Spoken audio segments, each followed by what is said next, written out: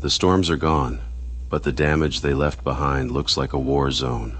Across parts of the Midwest, communities are waking up to broken trees, damaged homes, blocked roads, and power lines on the ground. This was not one isolated storm. This was a multi-state severe weather hit. Illinois, Indiana, Wisconsin, Iowa, Michigan, Missouri, all were part of the same dangerous stretch of severe weather. And the aftermath is still being counted. Homes were damaged, trees were ripped apart, power was knocked out. Emergency crews responded across multiple communities. And in Iowa, at least one person was killed when a tree fell during the storms. That is the part people need to remember. Severe weather is not just radar colors. It is not just warnings on a phone. It becomes real when the wind hits a neighborhood, when a roof is damaged, when a tree comes down, when a family is forced to climb out of debris. In Illinois, some of the worst damage was reported around communities like Streeter. A man was reportedly rescued from the rubble of his home after a storm chaser and a police officer helped get him out. That is how violent these storms became. One minute it was a warning.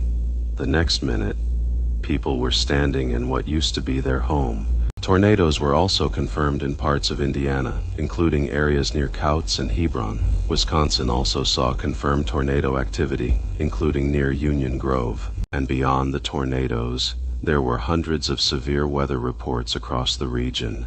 Damaging winds, large hail, trees down, power lines down, buildings damaged, and roads blocked by debris.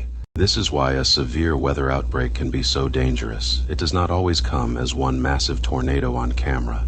Sometimes it comes as a line of storms, a sudden burst of wind, a rain-wrapped circulation, a nighttime warning, or a storm that looks messy on radar, but still has enough power to destroy part of a town.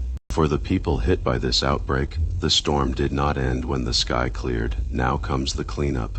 The insurance calls, the chainsaws, the power restoration, the search for what can be saved, and the long process of putting things back together. This is the side of severe weather people do not always see. The quiet morning after, the wet streets, the broken limbs, the sirens in the distance, the neighbors checking on neighbors, and the homes that will never look the same again. This outbreak is also a reminder that severe weather does not stop at state lines. A dangerous setup can stretch across the Midwest, hit one town, then another, before the night is over. And even when the tornado risk gets the most attention, damaging winds can be just as destructive. A tornado can destroy a home, but straight-line winds can knock down trees across an entire neighborhood. Large hail can break windows, and power outages can last long after the storm is gone. That is why warnings matter. That is why having multiple ways to get alerts matters, and that is why people need a safe place before the storm arrives. Because when the warning comes, there may not be much time. The Midwest is cleaning up now. Illinois, Indiana, Wisconsin, Iowa, Michigan, Missouri, a multi-state severe weather hit, at least one life lost, homes damaged, power knocked out, and communities left picking up the pieces.